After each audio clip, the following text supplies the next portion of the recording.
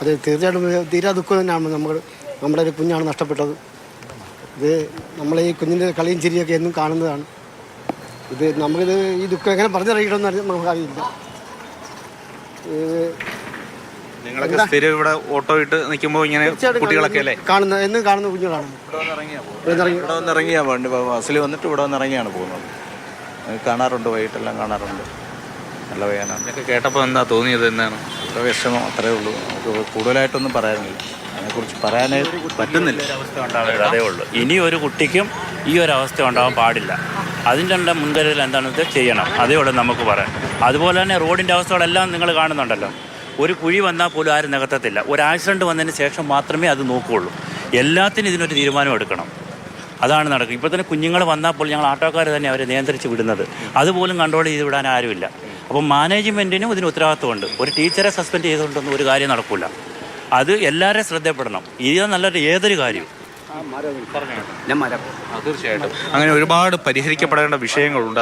അതെല്ലാമാണ് അവരിങ്ങനെ ഉയർത്തി കാണിക്കുന്നത്. എന്താ ചേട്ടാ പറഞ്ഞു? 4 സ്കൂളുണ്ട് അടുത്ത് തന്നെ. ഒരു LP, UP, 2 ഹൈസ്കൂള്. അപ്പോൾ ഇതുണ്ട് ഒരു 10,000-4,000 പിള്ളേർ വരുന്ന സ്കൂളാണ്. അപ്പോൾ അവിടെ ഇങ്ങനെ ഈ യാത്രയ്ക്ക് തന്നെ വലിയ ബുദ്ധിമുട്ടാണ് ഈ റോഡിൽ നടക്കുന്നുണ്ട്. അപ്പോൾ അതിനൊരു പരിഹാരം ഇതിൻ്റെ കൂടെ കണ്ടാൽ വലിയ ഉപകാരമായിരിക്കും. പിന്നെ രാവിലെയും വൈകിട്ട് ഒരു പോലീസ് ഉദ്യോഗസ്ഥനെ ഇവിടെ നിർത്തി വിദ്യാർത്ഥികളെ ഒന്ന് നിയന്ത്രിച്ച് വിട്ടാൽ വളരെ ഒരു ഉപകാരമായിരിക്കും. ഞങ്ങളാണിത് എപ്പോഴും പിള്ളേരെ നിയന്ത്രിച്ച് വിടുന്നത്. ഇവിടെ തങ്ങളിൽ കുട്ടികൾ കിടന്ന് അടിക്കുന്ന അവസ്ഥ വരെ വന്നിട്ടുണ്ട്. അപ്പോഴും ഞങ്ങളാണ് നിയന്ത്രിച്ച് വിടുന്നത്. അതിനെല്ലാത്തിനും ഇതിനൊരു തീരുമാനം എടുക്കണം. അല്ലാതെ ഇപ്പോൾ ഒരു കുഞ്ഞിൻ്റെ ഇതുമായിട്ട് അവരെല്ലാവരും ഒഴിഞ്ഞു പോകും.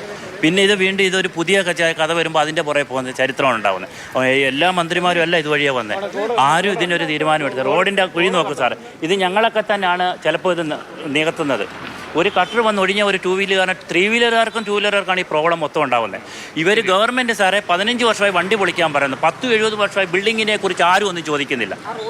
ഇതിനൊക്കെ ഒരു തീരുമാനം എടുക്കണം. നിങ്ങൾ എന്ന് വെച്ചാൽ ഇതിന് വേണ്ടിയിട്ടാണ് നമ്മൾ വോട്ടിട്ട് ഒരാളെ ജയിപ്പിക്കുന്നത്. ഇതിനൊരു ശക്തമായ തീരുമാനം എടുത്ത് ഇതിനൊരു മുൻകരുതൽ എടുക്കണം. അതേ ഉള്ളൂ നമുക്ക് പറയാൻ. ഇനിയൊരു കുഞ്ഞിനും ഈ ഒരു അവസ്ഥ ഉണ്ടാവരുത്, അതേ ഉള്ളൂ പറയാൻ. തീർച്ചയായിട്ടും നമ്മുടെ സ്കൂളുകളിലേക്കൊക്കെ പോകുന്ന ഓരോ കുഞ്ഞും സുരക്ഷിതരായിരിക്കണം. കാരണം അവരുടെ ഒരു ജീവിതത്തിൽ ഏറിയ പങ്കും അല്ലെങ്കിൽ ദിവസത്തിൻ്റെ ഒരു ഏറിയ പങ്കും അവർ ചെലവഴിക്കുന്നത് സ്കൂളിലാണ്.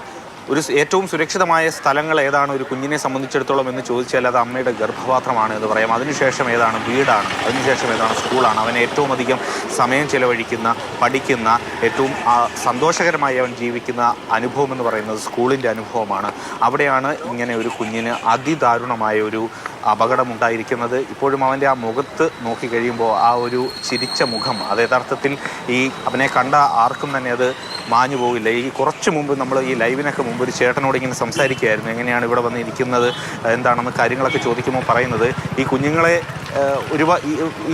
ഇതിനെ കാണുമ്പോൾ മറ്റ് പല കുഞ്ഞുങ്ങളെയും പോലെ തോന്നുന്നു. അവർക്ക് എല്ലാ കുഞ്ഞുങ്ങളും ഒരേപോലെയാണ് ഇങ്ങനെ സമീപത്ത് നിൽക്കുന്ന ആളുകളെയൊക്കെ സംബന്ധിച്ചിടത്തോളം. പക്ഷേ അവർക്ക് ഈ ഇവിടെ ഇരിക്കുന്ന ആളുകളെ, ഇവിടെ സ്ഥിരമായിട്ടുള്ള ആളുകളെയൊക്കെ അറിയാം. അവർ മാമ എന്നൊക്കെ വിളിച്ച് അടുത്ത് വരും, സൗഹൃദം പങ്കിടും തുടങ്ങിയ കാര്യങ്ങളൊക്കെ അവർ പറയുന്നു. അതുകൊണ്ടാണ് ഇങ്ങനെ ആ കുഞ്ഞിനെ കാണുന്നതിന് വേണ്ടി പോലും ആളുകൾ ഇങ്ങനെ കാത്തു നിൽക്കുന്നത്. ഇപ്പോൾ നേരത്തെ നമ്മളോട് സംസാരിച്ച ഓട്ടോ റിക്ഷ ഡ്രൈവർമാർ അവരാണ് ആ കുഞ്ഞിനെ ആദരാഞ്ജലി അർപ്പിച്ച് അവിടെ ഫ്ലെക്സ് വെച്ചിരിക്കുന്നത്. അവർ പറയുന്ന അത്യന്തം ഗുരുതരമായ കാര്യങ്ങളാണ്. ഈ കുഞ്ഞുങ്ങളുടെ സുരക്ഷിതത്വത്തെ കുറിച്ച് കൂടുതൽ നമ്മൾ ശ്രദ്ധിക്കേണ്ടിയിരിക്കുന്നു എന്നുള്ള കൃത്യമായ കാര്യങ്ങളാണ് അവരെല്ലാം തന്നെ പറയുന്നത്.